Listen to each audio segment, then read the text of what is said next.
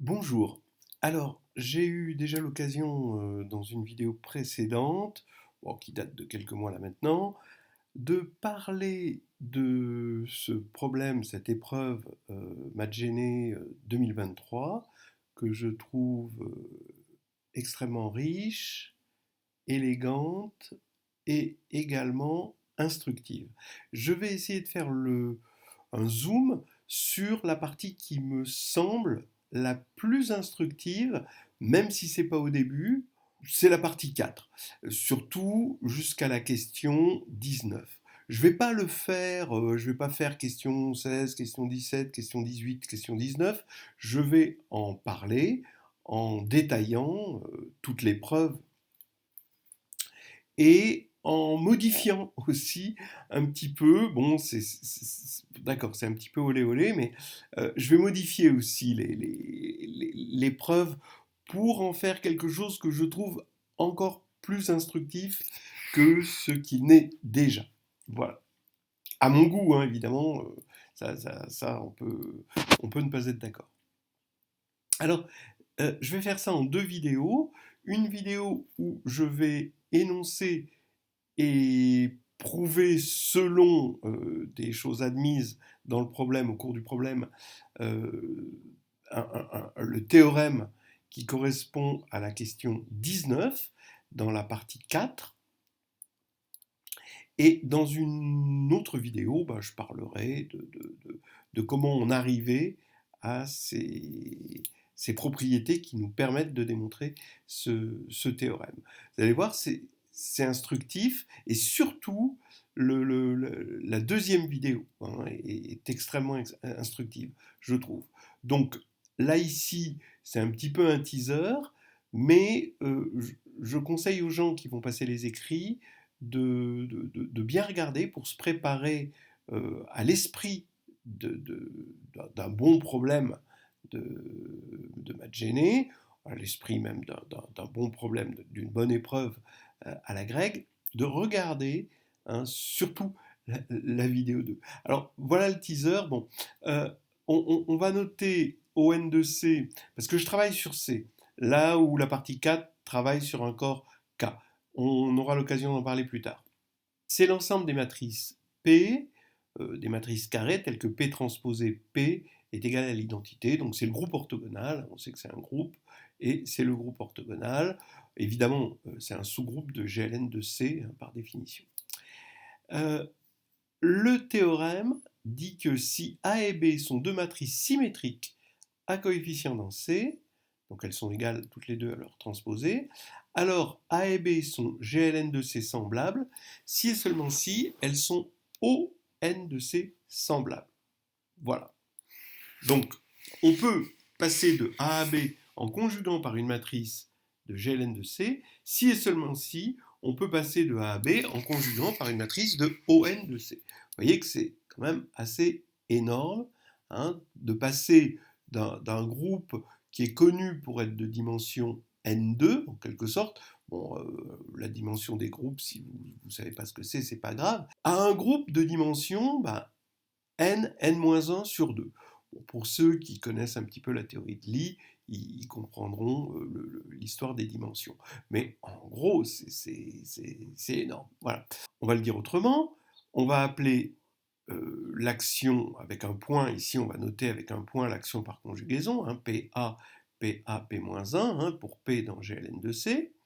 Bon, alors, l'orbite de A, alors c'est une matrice symétrique A, hein, l'orbite de A pour ON de C, qui est le membre de gauche ici de l'égalité, c'est égal à l'intersection de l'orbite de A pour l'action de GLN de C, là cette fois-ci, par conjugaison, en intersection avec les matrices symétriques. Effectivement, on va voir que c'est exactement ce qu'on veut dire. Hein, c'est-à-dire ici, si on prend une matrice B symétrique semblable à A, alors elle est ON de C semblable à A. La réciproque, on va le voir, elle est très claire. Donc, allons-y, on va démontrer ça, mais dans le contexte de l'épreuve où on sait déjà des choses précédentes. Alors tout d'abord, L'inclusion. Bon, bah, l'inclusion directe, elle est claire. Hein. Si on prend P dans ON de C, d'accord, bah, forcément, ça, c'est inclus dans ça, puisque ON est inclus dans GLN de C, c'est un sous-groupe. Bon. Maintenant, il suffit de montrer, pour avoir l'inclusion, que ça, c'est inclus dans SN de C. C'est-à-dire que maintenant, si P est dans ON de C, alors il faut montrer que P à P-1 est symétrique. Bah oui, parce que P à P-1, bah, on prend sa transposée, ça fait la transposée de P à P transposé, puisque P est dans ON de C, donc P-1 est égal à P transposé. Maintenant, la transposée, bah, c'est un anti-automorphisme, donc à gauche, on va avoir P transposé transposé, c'est-à-dire P. Ensuite, on va avoir A transposé, mais comme A est symétrique, on va avoir A. Et ensuite, à droite, on va avoir P transposé. Donc PA, P-1, puisque P est dans ON de C. Voilà. Donc l'inclusion directe, elle est claire. Maintenant qu'on a l'inclusion directe, la réciproque. Alors, avant de regarder la réciproque sur C, d'accord, on va regarder la réciproque sur R. C'était pas demandé dans l'épreuve, mais je vous dis, on va le faire. Bon, on va parler de l'épreuve, on va pas regarder les choses pas à pas. On va essayer d'en discuter. Alors, que dit le théorème? Bah, le théorème sur R, il dirait que AB dans Sn de R, alors A et B sont GLN de R semblables, bon, il y a une double parenthèse, désolé, si et seulement si elles sont ON de R semblables. Ben oui, essayez de le faire, hein, et vous allez voir. Bon, je vous donne la solution maintenant. Mais la preuve, c'est que, bon, on va les supposer GLN de R semblables, elles ont donc même spectre, hein, polynôme caractéristique, spectre avec multiplicité évidemment. Maintenant, comme A et B sont symétriques réelles, elles sont diagonalisables en base orthonormée. C'est en fait le théorème spectral. Ce qui veut dire que A est égal à P fois une matrice diagonale P-1, B est égal à Q fois une matrice diagonale Q-1, avec P et Q dans ON, puisqu'elles sont diagonalisables en base orthonormée. Je vous rappelle, c'est le théorème spectral qui, lui, est valable sur R, et particulièrement sur R. Il n'est pas valable sur les autres corps, ni Q, ni C. Hein, d'accord ? Donc ça, on oublie. Donc, maintenant, DA et DB sont diagonales. Maintenant, comme A et B ont même spectre, c'est ce qu'on a dit tout à l'heure, parce que je suis en train de montrer la réciproque, hein, bah, DA et DB sont égales à permutation près de la diagonale. Ici, on va avoir une diagonale, ici, on va avoir une diagonale, mais on va avoir les mêmes éléments. Mais évidemment, les valeurs propres n'arrivent pas avec un ordre déterminé. Donc, bah, il se peut que ce ne soit pas les mêmes, mais à permutation près, ce sont les mêmes. Bien. Alors ça fait référence, bien sûr, au fait que un polynôme, bah, ses racines, on parle du polynôme caractéristique, n'arrivent pas avec un ordre déterminé, ce qui est quelque chose de fondamental dans la théorie des racines. Bien.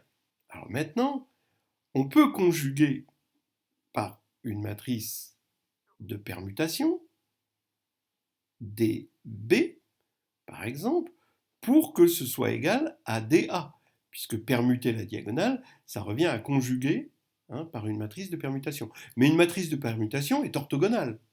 Voilà. Donc, ici, ce qu'on veut, c'est montrer que A et B sont ON de R semblables. Donc, si je conjugue par une matrice orthogonale, eh ben, je peux me ramener à montrer qu'elles sont ON de R semblables quand même. Et je me ramène à DA égale DB. Bien.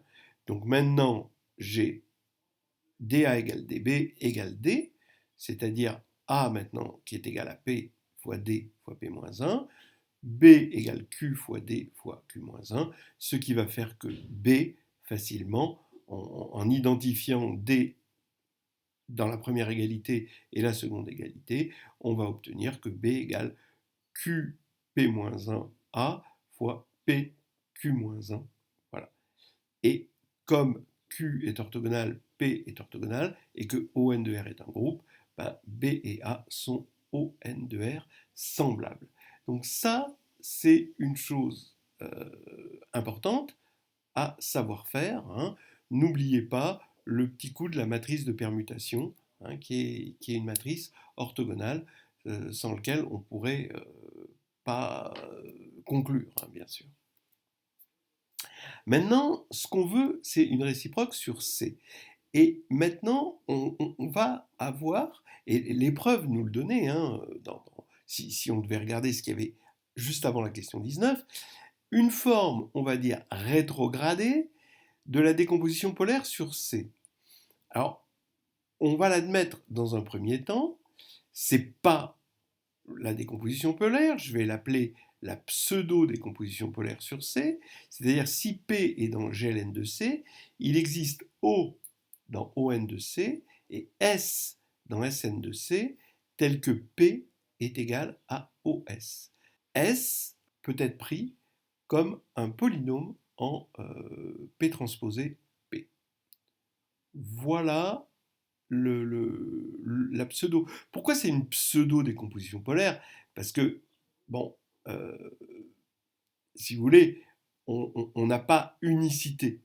D'accord? Et quand on n'a pas unicité, c'est pas un vrai beau théorème, c'est un pseudo-théorème. On imite ce qui se passe sur R, mais on n'a pas toutes les jolies propriétés, parce que sur R, on a une notion qui est fondamentale et bien propre à ce qui est au réel, c'est la positivité. D'accord? C'est-à-dire que quand on va rajouter S appartient à Sn de R là, on va avoir une unicité. Bon, ce qu'on n'a pas là, et encore moins d'homéomorphisme ou de choses comme ça. Bien, donc ça, on va l'admettre pour l'instant et on le démontrera. La preuve, je vous dis, elle est édifiante, hein, mais on la démontrera dans la vidéo 2. Cette vidéo est un petit teaser. Voilà. Et là, j'en profite pour dire ce que je n'ai pas dit jusqu'à présent. Dans le problème, on ne travaillait pas sur C, c'était beaucoup plus général.